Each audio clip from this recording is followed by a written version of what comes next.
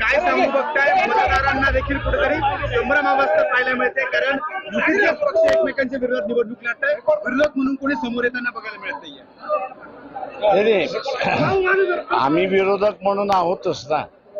इतर कुणी तसं इतर पाहिजे ना असेच आता प्रत्येक पक्षाने ठरवलं पाहिजे ती विरोधक आहेत की नाही. आम्ही भारतीय जनता पक्षाचे विरोधक आहोतच. लोकांनी आम्हाला मतदान करावं. तर सिंहस्थ कुंभमेळा आहे, हजारो कोटी रुपये नाशिकच्या विकासासाठी येणार आहे. कोणतंही काम त्या ठिकाणी प्रत्यक्षात सुरू झालेलं नाहीये आणि असं असताना श्रेयवादीची लढाई एक प्रकारे युतीतल्या सत्ताधाऱ्यांमधली लढाई आमच्यामधली नाहीये. आम्ही असणारं या ठिकाणी नाशिकचं कुंभमेळ्याच्या निमित्ताने विकासाची कामं जी आहेत ते फॉरेस्ट न तोडता सुद्धा करता येतं. मागच्या विलासराव देशमुख असताना इथं कुंभमेळा झाला होता. त्याचा मी असणारा एक सदस्यही होतो. त्याच्यामुळे एकही झाड न तोडता तो कुंभमेळा व्यवस्थित पार पडला. तो हाही पाडता येतो. त्याच्यामुळे फक्त तुमची इच्छाशक्ती पाहिजे की हा कुंभमेळा शांततेने आणि जे कोणी येणार आहे त्यांना ह्याचा लाभ घेता यावा हा तुमचा उद्देश पाहिजे. पैसे कमवणं हा जर उद्देश असेल तर मग इथं असणारा अविकसित कामं होणारच. बेनामी जी संपत्ती आहे त्या संपत्तीसाठी प्रकाश आंबेडकर स्वतः निवडणुकीनंतर मैदानात उतरतील. मी अगोदर हे नवीन नाही आहे. मी अगोदरही करत असतो. लय जणांच्या प्रॉपर्ट्या सामान्य माणसाला देऊन टाकले.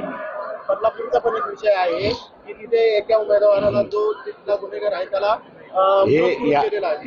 याचा निर्णय RSS आणि BJPचे जे कुटुंब आहेत त्यांनी निर्णय घेतला पाहिजे की BJPचं क्रिमिनलायझेशन व्हावं चाललेलं आहे आणि BJPचं हे क्रिमिनलायझेशन कोणाला त्रास देणार असेल तर RSS आणि BJPला मानणारे जे कुटुंब आहेत त्यांनाच त्रास होणार आहे.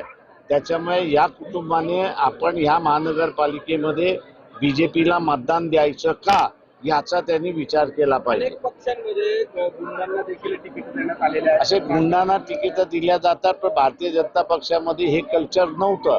ते आता कल्चर आलेलं आहे. त्याच्यामुळे ते कल्चर थांबवायचं असेल तर संघाचा जो कार्यकर्ता आहे आणि भारतीय जनता पक्षाला मानणारे जी कुटुंब आहेत त्यांनी ह्याच्यावरती गांभीर्याने विचार करून यावेळेस मतदान करू नये हे आवाहन मी करतोय. जास्त आयात उमेदवार त्या ठिकाणी उमेदवारीच्या रिंगणात आहे. बरोबर. त्यामुळे म्हणूनच मी म्हणालो ना की तुमचं कॅरेक्टरायझेशन बदलणार असाल तर मान्य आहे पण ते कॅरेक्टरायझेशन क्रिमिनलायझेशन असू नये ही अपेक्षा आहे. काल ठाकरे बंधूंची नाशिकमध्ये सभा झालेली आहे. एकत्रित काल नाशिकमध्ये पहिली सभा घेतलेली आहे. लोक बघतील. थँक्यू. मोठ्या प्रमाणात कुंभमेळ्याच्या पार्श्वभूमीवर अनेक झाडांची कत्तली होताना आपण पाहिले. याच्याकडे लोकांनी बघितलं पाहिजे. सामान्य मतदारांनी बघितलं पाहिजे.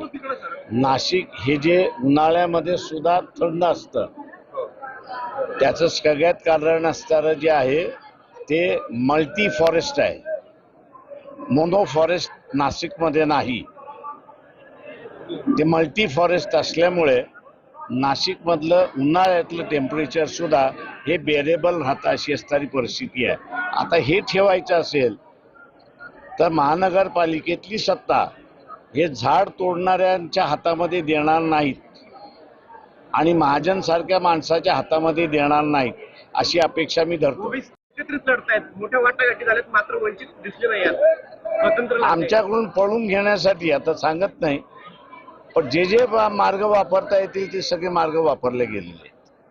आपले उमेदवार पळवले ते आमचे उमेदवारही पळवले पण BJP ज्यांच्या बरोबर बसणार नव्हती पहिल्यांदा एकनाथ शिंदे आणि यांच्याबरोबर आता असणारं ह्या महानगरपालिकेमध्ये एकनाथ शिंदे आणि अजित पवार एकनाथ शिंदे आणि अजित पवार दोघंही एकत्र लढतात आहेत. म्हणजे वेळ्या भोपळ्यावाले एकत्र लढतात आहेत अशी परिस्थिती आहे. मतदानाचा अधिकार त्यांना बजावावा लागणार आहे. वंचितची भूमिका काय असेल? नाही आम्ही त्या उमेदवारावरती सोडली आहे. जाहीरच मी सोडली आहे की त्यांनी त्याचा पार्टनर चूज करावा. अध्यक्ष म्हणून आपण कार्यकर्त्यांना त्या ठिकाणी आता मार्गदर्शन केलं. पदाधिकाऱ्यांना काय मंत्र दिलाय? कारण अनेक ठिकाणी बैठका देखील आपल्या काही पदाधिकाऱ्यांच्या बैठका चाललेल्या आहेत आणि ते उमेदवार निवडून कशी येतील ते पाहतात. साहेब, नाशिक चालेल. महापालिकेसाठी हिजाब घालणारी मुलगी महाराष्ट्रात सभा घेतली. सभेत म्हटले की ते हिजाब घालणारी आज प्रश्न असा आहे, त्यांनी धर्म सांगितलं का त्या हिजाब घालणाऱ्या मुलीचा काय असणार आहे? हिंदू मुली सुद्धा मी हिजाब म्हणणार नाही, पण फेस मास्क बांधून फिरतात, हे खरं आहे की नाही? तेव्हा अगोदर OSA कडून खुलासा करून घ्या ते कुठल्या धर्माच्या ह्याचे बोलतात.